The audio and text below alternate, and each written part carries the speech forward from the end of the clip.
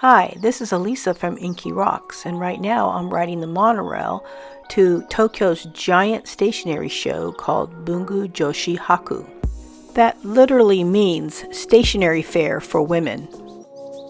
They had their first show in 2017, and in 2018 they had over 35,000 customers. So we're going to go out toward Haneda to an industrial part of town to these giant warehouses for the fair. I didn't go right when they opened because it was supposed to be super crowded. Instead, I waited a couple hours for it to calm down a bit. When you get off the monorail, you go to this tent to purchase your wristband to enter the show. I counted over 145 vendors. The venue itself was huge, and this is what not crowded looks like. Let's do a quick walkthrough. First, you get a clear shopping bag, and then we'll start with the competitors for the Bungu Joshi Haku Awards. These are the winners from last year's show. This is stationery shaped to look like a sandwich. And this is a stamp shaped like a man holding a billboard, and then you can fill in your own stuff in the billboard. And the last of 2018's winners is this little compact washi tape holder. You roll up your own washi tape into the little spools here, and then you can carry it along with you, like if you like to journal in a coffee shop or something. This contender for 2019 are embroidered stickers. This one is called Otona no Shitajiki. A shitajiki is kind of like an underlay. You put it under paper so that it prevents you from making indentations on the paper underneath the one you're writing on. And this one also has a writing guideline. Otona means adult, and this shitajiki doesn't have any characters or Hello Kitty on it. This is a colorful flowered journal from Nihon Noto, or Japanese note, that's also a contender. This one is masking tape or washi tape with gold foil. This eraser by Plus is pretty cool. As you use the eraser, it starts to wear down and look like Mount Fuji. This contender is a stamp of an empty jar. You then purchase other smaller stamps to put things inside the jar. It's made by Elisa and Aka Megane. And it means Elisa and red glasses, and here the cat is wearing red glasses. This booth was incredibly popular for its finely detailed stamps. There was a huge line just for the lady to stamp things for free for people. And then her masking tapes are very finely detailed. I got this stamp set because it was hard to resist getting something from somebody with the same name as mine. But I mainly got it because of this ink bottle with its cap. And here you can see the Aka Megane, which is red glasses. This stamp says I love Bungu, which is I love stationery. And this one is of a cat carrying a fountain pen. I know there's some women out there that would fight me for this. She also had some colorful and finely detailed notebooks. And here's her stamps and her stamping out things for people. The next contender for the 2019 awards is this interesting clear plastic polyester origami paper. It's made by Toyobo, which says they're for ideas in chemistry, and it's made from polyester, so it's a kind of a clear plastic-like paper, but it actually bends and folds so you can do origami with it. Yeah, I can't do origami, so I'll just show you a picture. Another competitor for the awards is by Lihit Lab. They are these kind of puffy little animals that can be like coin purses or to hold things. They came in all sizes and shapes and animals, some clearly to hold like pencils, and others were just kind of to hold anything. The one lady told me that you could use it to hold makeup. This competitor for the 2019 awards was made by Nolte and Kanta Karta. It is a corner spiral-bound notebook. And of course, Tomoe River notebooks were one of the candidates for the top awards. These are made by Sakaya Technical Paper. Sakaya brought notepads to the show and these small gray little limited edition notebooks. Both their grid and their dot grid notebooks are now made of something called sub-dot grid, which is basically just little tiny squares. Tasha's lip color line was also in on the competition. They're also going hard after the stationery crowd. Here is stationery that matches the ink lip color. And here is stationery that matches the ukiyo-e line of inks. The Nakabayashi Tasha ukiyo-e inks now have a beautiful matching notebook. It's stitched and lays flat. The stationery has the art on one side and then lines on the other, and beautiful matching envelopes. Kami Terrier entered the competition with this tall, skinny ink journal. You can see there's 2 entries per page here, and this is a filled-in one. Now we'll take a look around at other stuff. There was a huge crowd around this thing called Masking Te Bukuji. It was a kind of lottery where for 200 yen you bought one of these little black containers. And if you won, they gave you this little card in which you could go over to their masking tape buffet, which means you could kind of wrap all kinds of masking tape on your card and take home a bunch of samples of masking tape. In Japan, they call it masking tape, not washi tape.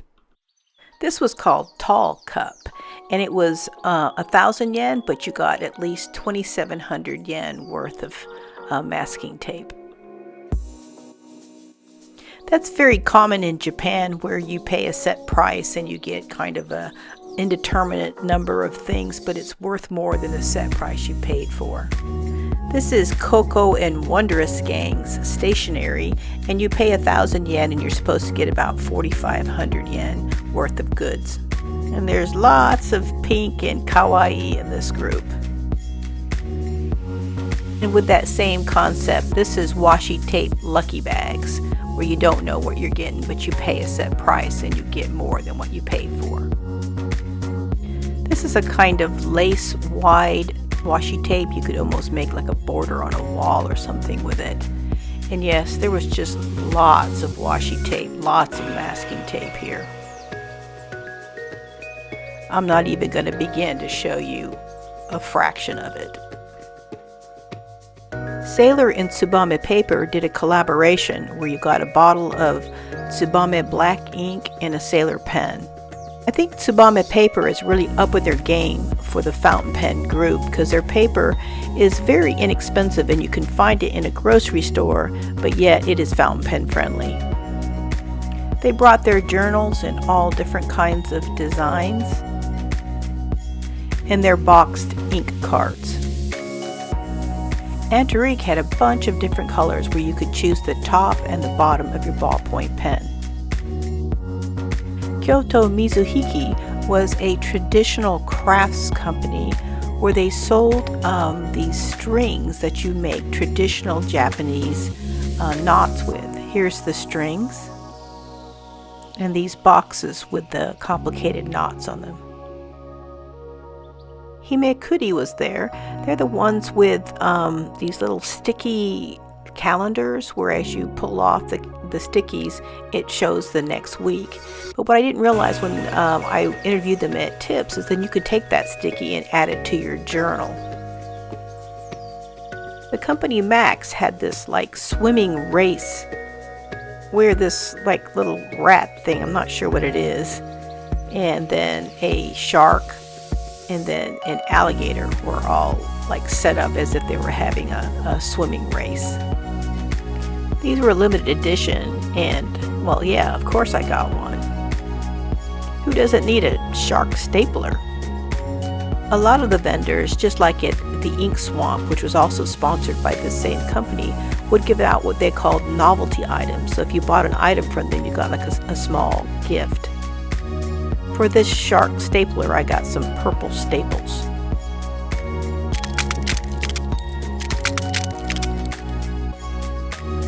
There was a booth of inks from Taiwan.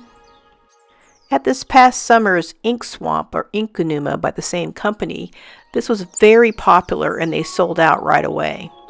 Taiwan company, but these inks were made in Slovenia. They had like a bird line of inks and an architectural line of inks. This one is the Tainan Chikon Tower, and it's a dark red. And this one is the Taiwan Museum. It's a dark blue. Sailor was there with their Shikiori inks, and they had magic markers that matched each color of their ink. Rubinato was there with teeny tiny bottles of their wax-capped inks, and then small bottles of red and blue inks with little tiny glass pens. Ink Cafe was there so that you could mix your own inks. They were booked up till after 3:30. Deld had these cool pencil cases that turned into pencil cups. These were kind of fuzzy, but they had other kinds of designs. The sales lady demonstrated how it worked. You unzip it, then you pull it down, and it becomes a pencil cup. These are popular all over Japan, especially in 100 yen stores. They're Ziploc bags with designs on them like these dogs. These have been around for a little while, but I'm not sure if they've made it out of the country. But they're like a little car, and as you push them along, a little brush sweeps up your eraser crumbs into a bin, and then you could throw it away in the garbage. Rhodia had these beautiful limited edition pads, but they were sold out by the time I got there. At the same booth, Quo Vadis had this really interesting limited edition package. It came with a bag that said, "Don't let yesterday take up too much of today." 3 metallic markers, silver, copper, and gold. And then a notebook with black paper. It's a Quo Vadis life journal with an index and numbered dot grid pages. This is a collaboration with Stabilo pens, and so if you want other colors other than these metallic ones, you can get them from Stabilo. For some weird reason, I really enjoyed writing on black paper. This wasn't fountain pen related, it was just fun related. One of the things you notice when you buy a book in Japan is that they always ask if you want it covered. Artemis sold a wide variety of all kinds of book covers that were waterproof. Here's several of their book covers in a little fountain. I bought one of those book covers, and the vendor explained to me that Japanese people cover their books for cultural reasons and also to protect their book because it's an important thing, and also for a little bit of privacy so other people can't see what it is that you're reading. I've decided to cover one of my Tomoe River journals with this book cover. Nagasawa was there with all their inks and a selection of fountain pens to include their new beautiful apricot one there on top. Everyone was friendly, and getting around really wasn't any problem. Quite a few people could speak a little bit of English. I'm getting stationaried out, and I've seen more washi tape than a human should have to endure, so it's time to check out. The checkout section was awe-inspiring. There was an incredible 70 registers to keep the line moving. I'm posting this on Friday night, which means the show is still going on Saturday and Sunday. So you still have time to hop on a monorail and speed yourself down to Bungu Joshi Haku to get yourself some of that stationery goodness.